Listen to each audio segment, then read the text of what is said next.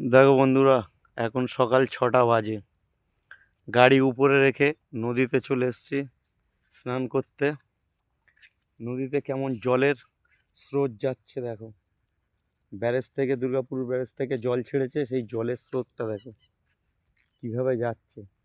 যে কোনো মানুষ নামলে বা কোনো পশু যদি নামে, সব এই জলের সাথে চলে যাবে। এই নৌকা দাঁড় করানো আছে, সব নৌকাগুলো সব ঘাটে বেঁধে রেখেছে। এই যে নৌকার উপরে উঠছি দেখো। এই নৌকার উপরে উঠলাম।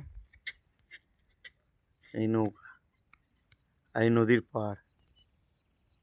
পাড়গুলো দেখতে পাচ্ছ। জলের টান দেখো কেমন শুধু। এটা হলো দামোদর নদী।